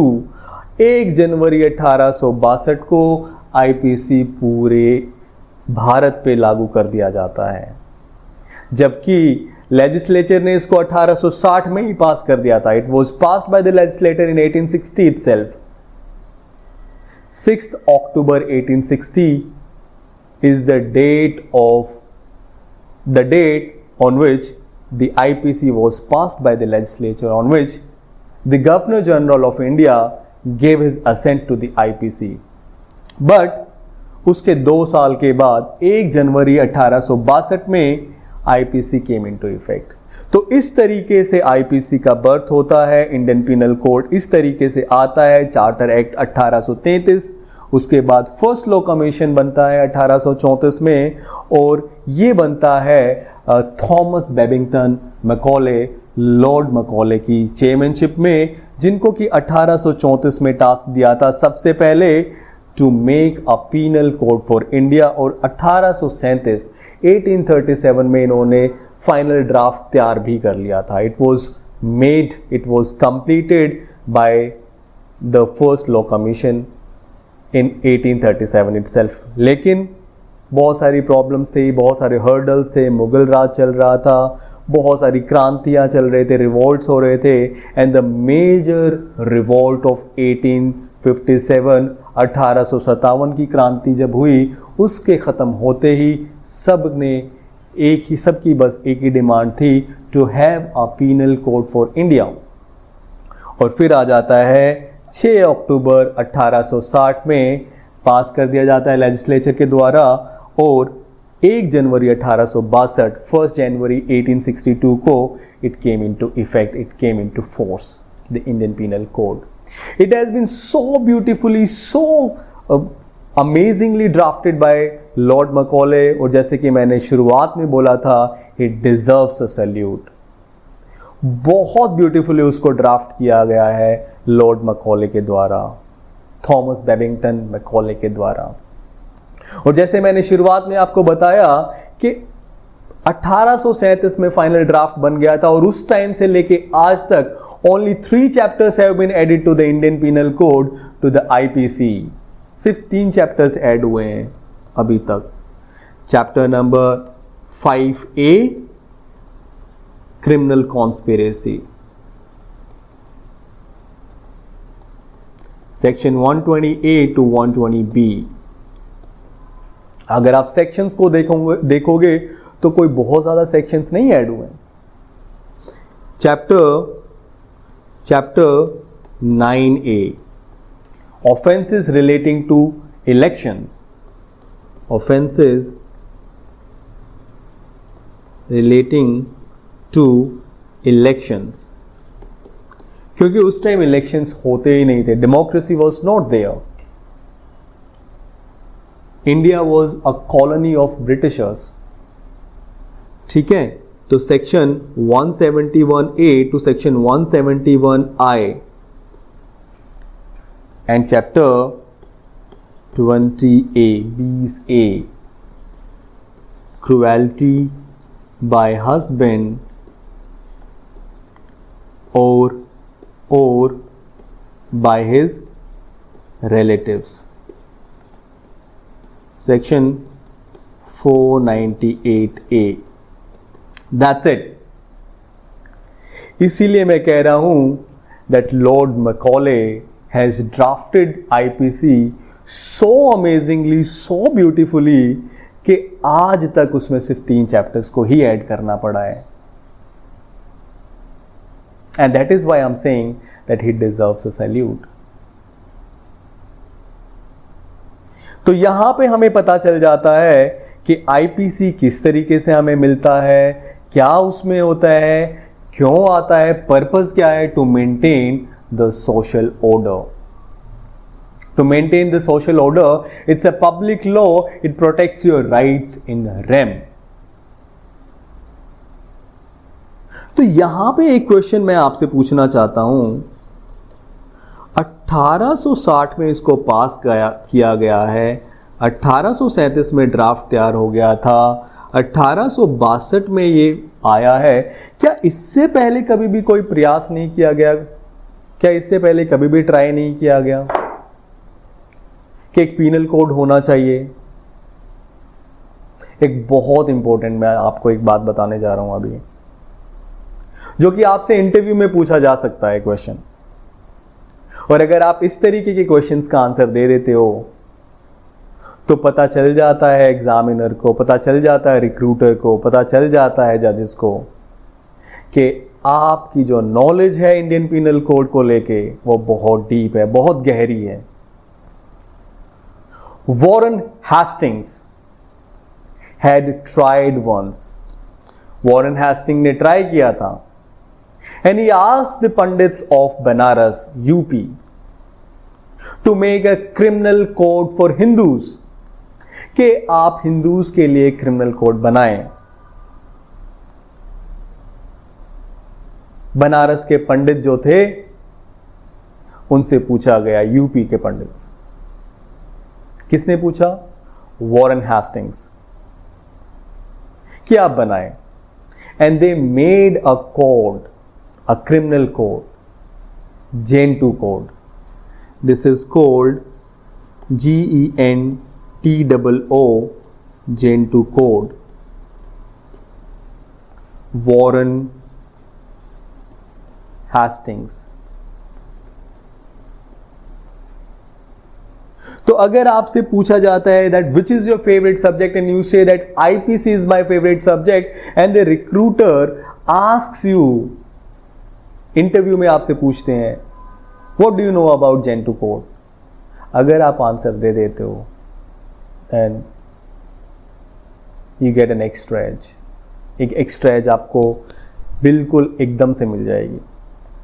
सो इससे पहले ट्राई किया गया था, वॉरेन हेस्टिंग्स ने try किया था to have a penal code, but for Hindus उसने ट्राई किया था, उन्होंने ट्राई किया था. और बनारस के जो पंडित्स थे उनसे पूछा गया था और उन्होंने बनाया भी था जेंटू कोड. और इन Gentoo code the death penalty was given, the death penalty was prescribed for murder. Death penalty और द डेथ सेंटेंस आप कह सकते हैं इसको, डेथ सेंटेंस फॉर मर्डर.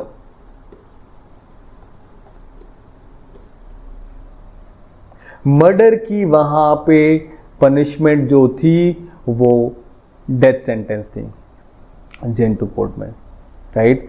तो यहां पे हमें सीधा सीधा पता चल गया है, हिस्टोरिकल बैकग्राउंड हमने देख लिया, ब्रिटिश एरा में क्या हुआ, किस तरीके से आईपीसी का बर्थ होता है, इंडियन पिनल कोड का बर्थ होता है, कैसे उसको ड्राफ्ट किया गया है, और उससे पहले किस तरीके से hierarchy of criminal codes India में हमें मिलती है।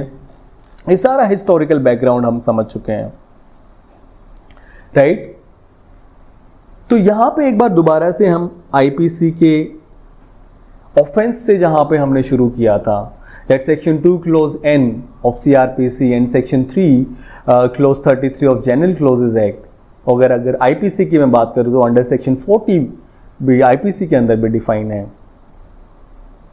An act or omission which is prohibited by law and made punishable by law is an offense। तो यहां पे बात आ जाती है क्राइम्स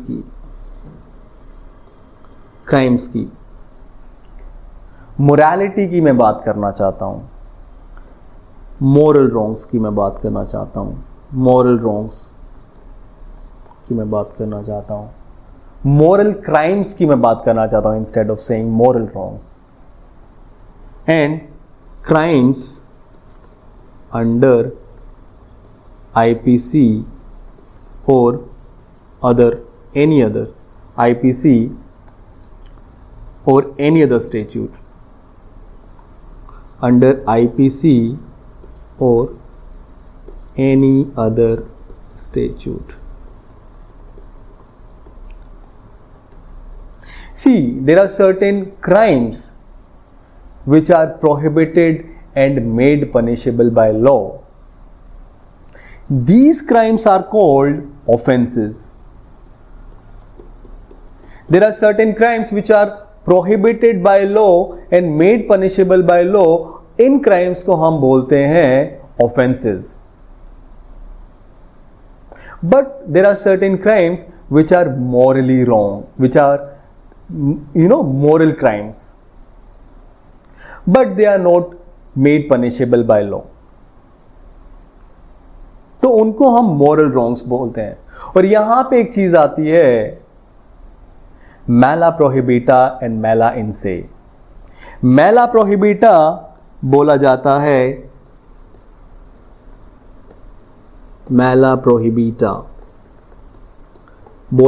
है, उन क्राइम्स को which are made punishable by law, which are prohibited and made punishable by law. Those acts and omissions which are prohibited by law and made punishable by law, उनको आप बोलेंगे मैला प्रोहिबिटा। और दूसरा आ जाता है मैला इनसे।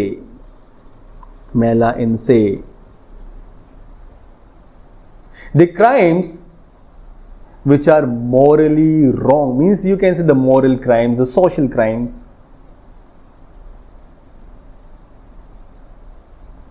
A beggar was asking me for 100 rupees. He was saying, जब मैं आ रहा था यहाँ पे इंस्टीट्यूट में,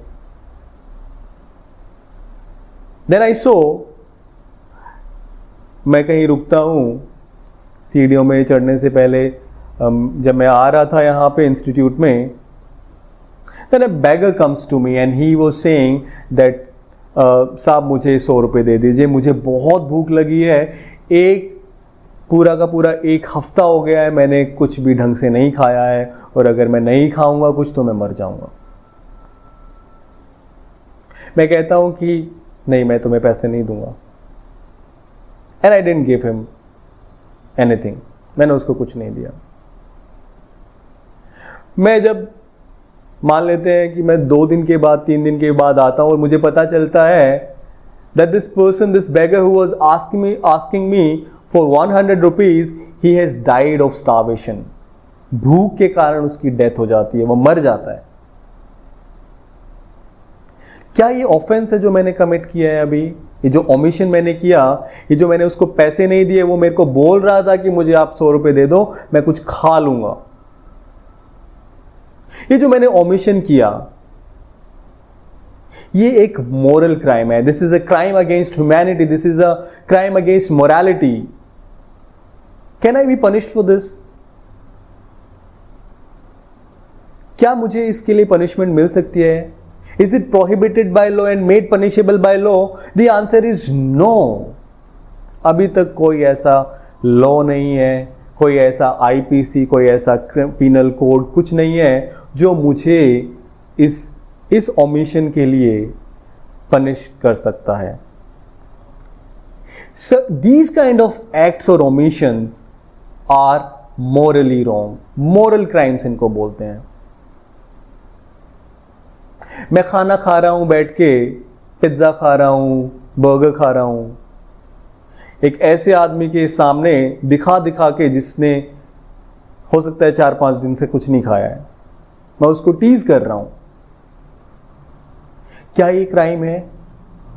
नहीं, ये क्राइम नहीं है. ये एक मोरल रॉन्ग है. This is a moral crime. Morality का कॉन्सेप्ट यहां पे आ जाता है. तो अगर मैं बात करूं शुरुआत से, तो हमेशा से रिलीजन चला है हम हर चीज में. The concept of hell and heaven has always been there. अगर आपने ऐसा किया तो आपको सजा मिलेगी. भगवान आपको सजा देगा, अल्लाह आपको सजा देगा. The God will punish you for that. But if it is not prohibited and made punishable by any statute, by any law, then it is not an offense. तो क्राइम्स मोरल क्राइम्स भी हो सकते हैं, मैलाइन से उनको बोला जाता है. लेकिन जो क्राइम्स जिनको कानून कहता है, लॉ कहता है, कोई स्टैट्यूट कहता है कि आपको नहीं करने, और अगर आपने किए तो उसकी सजा आपको मिलेगी, वो बन जाते हैं मैला प्रोहिबिटा, और उनको हम कहते हैं offences. Being law students, being judiciary aspirants and being the students of legal flag, आपको पता होना चाहिए कि हम क्राइम्स की बात नहीं कर रहे हैं, हम बात ऑफेंसेस की कर रहे हैं. आईपीसी के अंदर N act or omission which is prohibited by law and made punishable by law. Crimes की बात नहीं, यहां पे ऑफेंसेस की बात हो रही है. तो मोरालिटी की बात मैंने आपसे करी, that morality, criminal law and morality, a crime can be a moral crime, but इसको ऑफेंस बनने के लिए क्या होना चाहिए? It must be prohibited by law and made punishable by law. Right? यहां पे मैंने जैसे बताया, आईपीसी एक पब्लिक लॉ है. It protects your rights in rem, your life and liberty. Property को कौन प्रोटेक्ट करता है? Indian penal code. ठीक है? तो ये एक पब्लिक लॉ है. It does not affect the rights of the individuals, it affects the whole society. It's an offence against the state. State के अगेंस्ट ऑफेंस हो जाता है. और जैसे कि मैंने 2-3 बार इस क्लास में बोल दिया है कि state versus so and so versus state, इस तरीके से क्रिमिनल केसेस होते हैं. Right?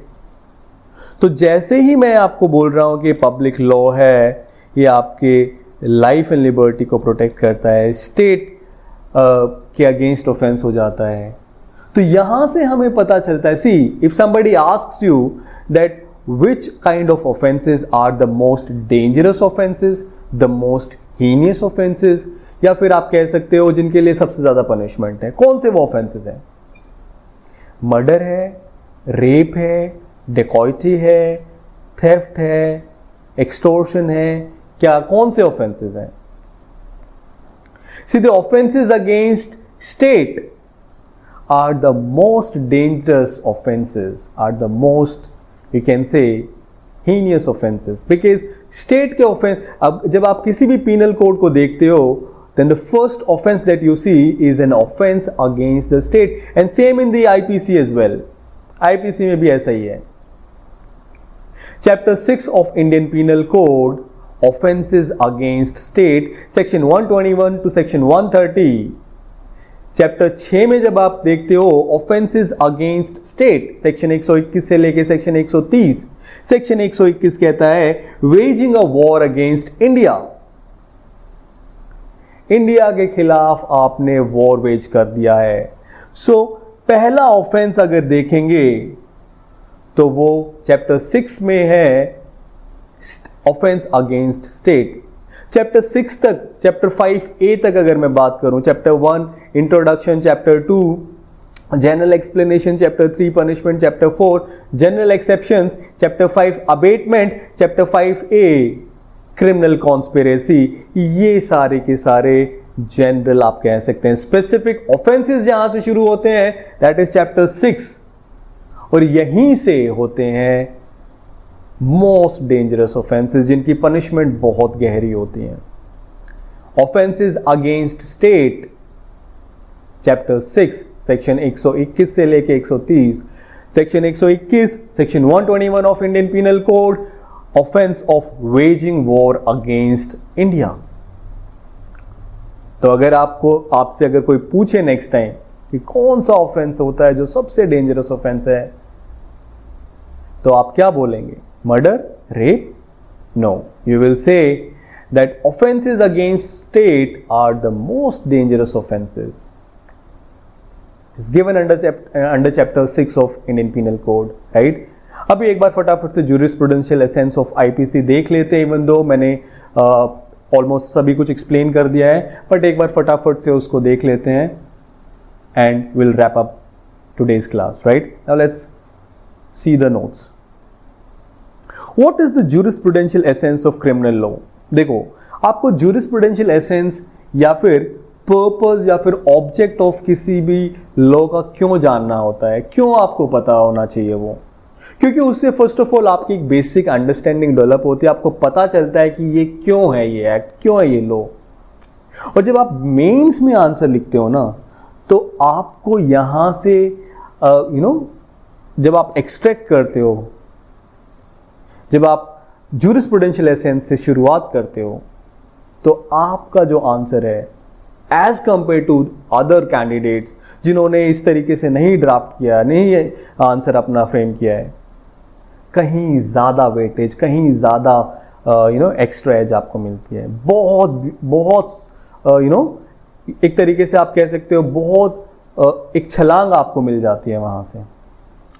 What is the jurisprudential essence of criminal law? A crime is considered to be a wrong against the society as it shakes the societal conscience and sense of apprehension in the society, and it also creates a sense of shock in the society. The mutual trust and faith between the individuals gets affected. Hence, it is the society which prosecutes the accused, and the prosecution of accused is considered to be in the broad interest of the society. Thus, in criminal matters, the balancing is done between the individual, means the accused, and the society at large, and also of the society, and hence criminal law is considered to be a public law.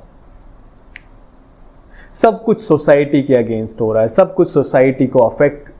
एक offence जो होता है, एक criminal offence जो होता है, वो एक पूरी की पूरी सोसाइटी को हिला देता है. जैसे कि मैंने बोला, throwing a stone in a pond will create what? The ripples all along the pond. जब आप एक तालाब में एक पत्थर फेंकते हो तो उससे जो छोटी छोटी लहरें उठती हैं, ऑफेंस को आप वैसे ही लीजिए. आपने एक ऑफेंस किया तो सिर्फ उस इंडिविजुअल पे आपने ऑफेंस नहीं किया, उसकी प्रॉपर्टी पे नहीं ऑफेंस किया, ये आपने ऑफेंस पूरी सोसाइटी पे कर दिया, बिकॉज इससे पूरी की पूरी सोसाइटी अफेक्ट होगी. एक जो म्यूचुअल ट्रस्ट है और जो म्यूचुअल फेथ है वो इंडिविजुअल्स का जाता है, खत्म होता है. एक सोसाइटल कॉन्शियस, एक पूरा का पूरा शेक हो जाता है, शॉक में, सेंस ऑफ शॉक मिलता है सोसाइटी में, right. And that is why state prosecute करता है अक्यूज्ड को। बैलेंसिंग ऑफ इंटरेस्ट है, इंडिविजुअल जो कि अक्यूज्ड है एंड सोसाइटी और अक्यूज्ड के बीच में बैलेंसिंग ऑफ इंटरेस्ट करना होता है। And it's a public law. The society in general through the various criminal laws has identified certain acts which are considered to be wrong against the society and hence the wrongs which are punishable. So society in general, society decide करती है कौन से acts, कौन से omissions prohibit होंगे और वो punishable होंगे। Society कैसे करेगी? Public at large कैसे करेगी? We are a democracy, right. Legislature pass करता है, पार्लियामेंट पास करता है, पार्लियामेंट कानून बनाता है और पार्लियामेंट में जो मेंबर ऑफ पार्लियामेंट्स होते हैं, जो एमएलएज उनको बनाते हैं, वो कौन होते हैं? ये कौन लोग हैं जो पार्लियामेंट में बैठे हैं? ये कौन लोग हैं जो कानून बनाते हैं? ये किसको रिप्रेजेंट कर रहे हैं? We the people of India, ये हमको रिप्रेजेंट कर रहे हैं। These are our representatives and in this way the society, the people at large, they are making the laws. The society is making the laws. The society is deciding and setting the norms to maintain the social order. The society is deciding that what acts and omissions has to be prohibited, have to be prohibited and made punishable by law, right? So it is the matter of collective judgment of the society, that is to say the society together identifies as a matter of policy as to what acts to be considered the societal wrong and hence capable of shaking the societal conscience. As a matter of societal abhorrence, such acts are declared to be crimes, और crimes ना कह के इनको मैं offences बोलना चाहूंगा यहां पे, declared to be offenses. The society prosecutes and punishes, and in most of the cases the accused is sent for the imprisonment, which is called isolation theory, the preventive theory of punishment. भेज दिया जाता है jail में, कारागार में भेज दिया जाता है, आइसोलेशन में भेज दिया जाता है, एकांत में उसको जेल में डाल दिया जाता है। In order to satisfy societal conscience and to restore the societal sense of stability, the accused is kept in isolation in the form of imprison. किस लिए भेज रहे हैं उसको वहां पे? In order to satisfy the societal conscience and to restore the societal sense of stability, ताकि restore किया जा सके सोसाइटल सेंस ऑफ स्टेबिलिटी को, जो कि डिस्टर्ब कर दिया था इस ऑफेंस ने, इस अक्यूज ने ये ऑफेंस कमिट करके पूरे के पूरे सोसाइटल सेंस ऑफ स्टेबिलिटी को डिस्टर्ब कर दिया था, पूरे के पूरे सोसाइटी को डिस्टर्ब कर दिया था, पूरे के पूरे सोशल ऑर्डर को डिस्टर्ब कर दिया था। अब इसको आइसोलेशन में भेज के just to restore the societal sense of stability, उसको इम्प्रिजनमेंट दिया जाता है, उसको आइसोलेशन में भेजा जाता है, उसको जेल में भेज दिया जाता है। ये रीजन है। और अगर आप इस तरीके से अपना आंसर फ्रेम करते हो, अपना आंसर लिखते हो मेंस में, कोई नहीं रोक सकता आपको फुल मार्क्स लेने से। Criminal law is also aim primarily protecting the life and personal liberties of individuals and its various dimensions. क्या प्रोटेक्ट करता है क्रिमिनल लॉ? पीनल कोड्स क्या प्रोटेक्ट करते हैं? Life and liberty and property of the individuals. And it contains, also let me just tell you here only, it contains the elements of natural justice and rule of law. Mens rea is also a rule of law and a natural justice. Rule of law and natural justice भी है penal code के अंदर। Mens rea जो intention, knowledge, reason to believe की बात करता है, वो क्या है? वो natural justice है, वो रूल ऑफ लॉ है। क्रिमिनल लॉज के अंदर no one can be punished unless and until he is he or she is found to be guilty beyond reasonable doubt. So this beyond reasonable doubt का मतलब क्या है? This is an element of natural justice and principle of, and rule of law. Natural justice और rule of law भी है यहाँ पे, सिर्फ punishment ही नहीं है. आपकी guilty intention थी, आपका मैलाफाइड इंटेंशन था, नॉलेज थी, रीजन ऑफ बिलीफ था कि नहीं था, बियॉन्ड रीजनेबल डाउट अगर प्रूव आपका गिल्ट हो रहा है तो आपको पनिशमेंट मिलेगी. नेचुरल जस्टिस का ख्याल रखा जाएगा, रूल ऑफ लॉ का ख्याल रखा जाएगा.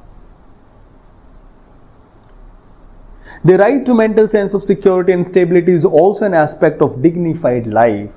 Criminal law also contains elements of natural justice and rule of law, and therefore a person will not be convicted and punished unless his guilt is proved beyond reasonable doubt.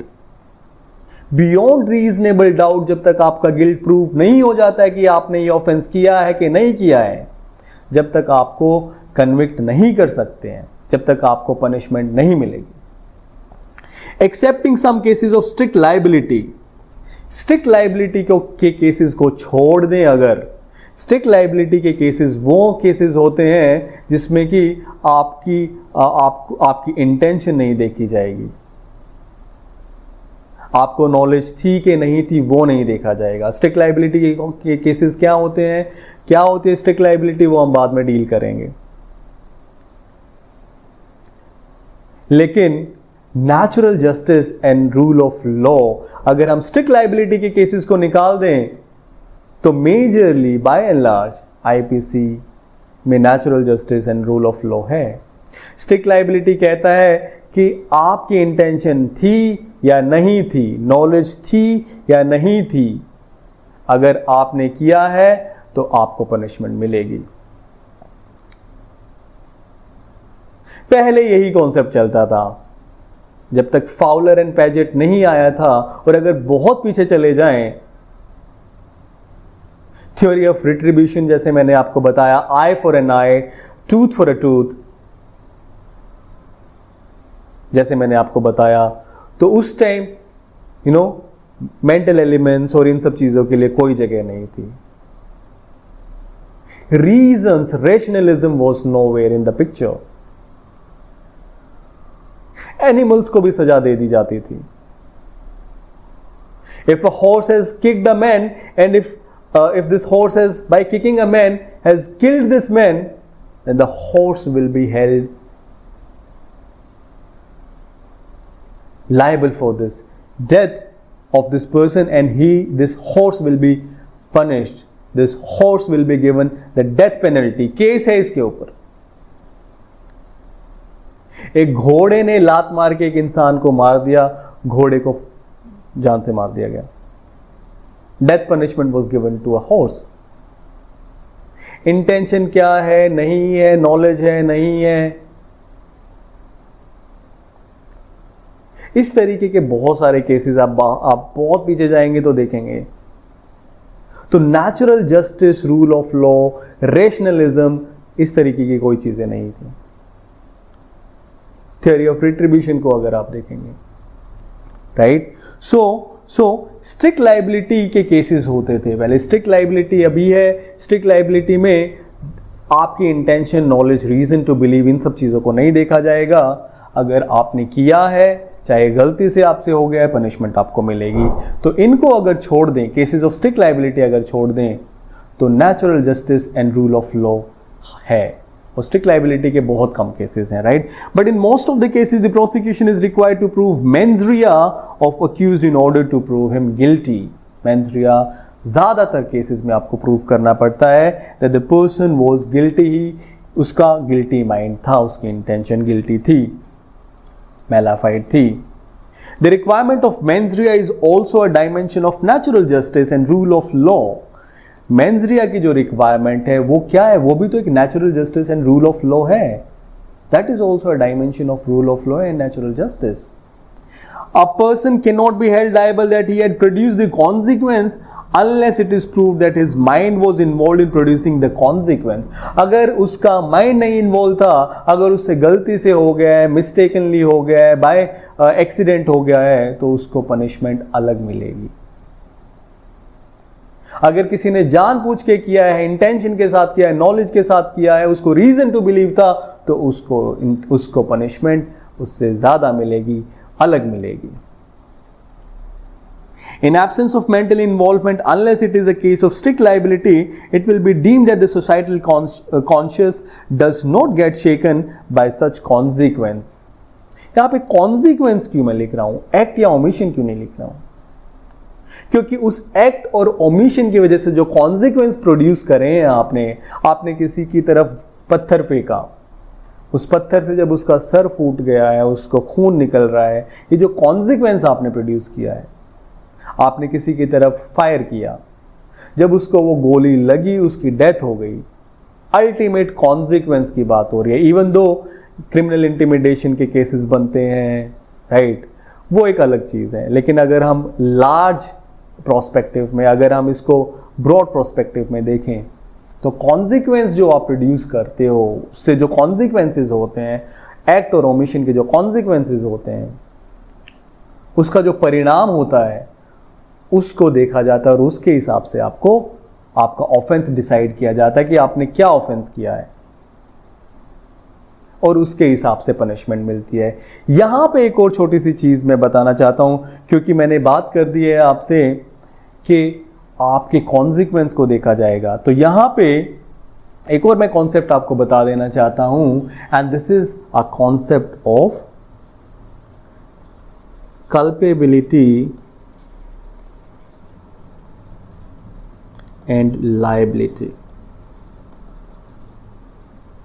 Culpability and liability. Culpability, the provisions in IPC, अगर मैं specifically बात करूं, the provisions in IPC which define an offense, which define the offenses, these are the provisions of culpability, that these offenses are punishable. जो provisions IPC में offence को define करते हैं, वो मतलब कह रहे हैं कि कल्पेबल है, ये ऑफेंसेस कल्पेबल है, मींस पनिशेबल है. And the provisions which provide for the punishment of these offences are called the liability. These are the provisions of liability. So जो पनिशमेंट प्रोवाइड कर रहे हैं, पनिशमेंट प्रोवाइड कर रहे हैं जो provisions, These provisions are of liability. और जो offenses को define कर रहे हैं, these provisions are of culpability. So here you can say that in IPC or in a criminal law, the liability arises from the culpability. जो liability है वो arise होती है culpability से. That an act or the omission is culpable, इसका मतलब है that an act or the omission is punishable. और इस act या omission जो कि punishable है, जो culpable है, इसकी punishment कितनी होगी? What will be the quantum of the punishment? That is given in the that is what the liability. The quantum of punishment is the liability. The liability in the criminal law arises from the culpability. ये culpability से arise होता है. अगर मैं बात करूं that the culpability of murder is given under section 300 of IPC, and the liability is given under section 302. 300 section 300 के अंदर, section 300 के अंदर culpability है मर्डर की, कि ये एक्ट और ओमिशन, ये मर्डर की जो डिफाइन किया है ऑफेंस को, ये कल्पेबल है, ये पनिशेबल है. The definition of this offense has been given under section 300 of IPC. This is the culpability. और इसकी liability क्या होगी? What will be the quantum of punishment of this act, this omission, this offense? That is given under section 302 of IPC. Section 302 के अंदर punishment है, तो culpability से क्या मिलता है हमें? लायबिलिटी. और यू कैन से लायबिलिटी अराइज कहां से होती है? कल्पेबिलिटी से. क्वांटम ऑफ पनिशमेंट, कितनी सजा मिलेगी, वो कहां दी गई है? वो क्या है? वो लायबिलिटी है. कहां पे है? वो उन प्रोविजंस में है जो पनिशमेंट को बताते हैं, जहां पे प्रोविजंस है पनिशमेंट के और जो डिफाइन करते हैं वो कल्पेबिलिटी के हैं. So here you can say that liability in criminal laws arises from culpability. Right? So here we have come to the end of this lecture and I believe कि आपको बहुत अच्छे से समझ में आ गया है. बहुत सारे प्रीलिम्स के और इंटरव्यू के क्वेश्चन बनते हैं इससे, क्योंकि introduction of any subject is important. वहाँ पे बहुत ज़्यादा इंफॉर्मेशंस आपको मिल जाती है. प्रीलिम्स के डायरेक्ट क्वेश्चंस आपको मिल जाते हैं. जेन 2 कोड के बारे में आपको पता चल गया, फाउलर वर्सेस बैजेट का पता चला, फर्स्ट लॉ कमीशन कब बना वो पता चला, कैसे आईपीसी का बर्थ होता है. आप बोलते हो मैकॉले ने आईपीसी को बनाया है, लॉर्ड मैकॉले बोलना चाहिए फर्स्ट ऑफ ऑल, राइट. और आपसे कोई पूछता है कि उनका पूरा नाम क्या है, आपको नहीं पता, थॉमस बेबिंगटन मैकॉले. इस तरीके की इंफॉर्मेशन आपके पास होनी चाहिए किसी भी सब्जेक्ट को स्टार्ट करने से पहले. इस लेवल की नॉलेज आपको होनी चाहिए, राइट. आई बिलीव आपको सब कुछ अच्छे से समझ आया है. Will meet in the next class and will understand the applicability of IPC. IPC की एप्लीकेबिलिटी के बारे में हम नेक्स्ट क्लास में समझेंगे. Thank you so much for watching.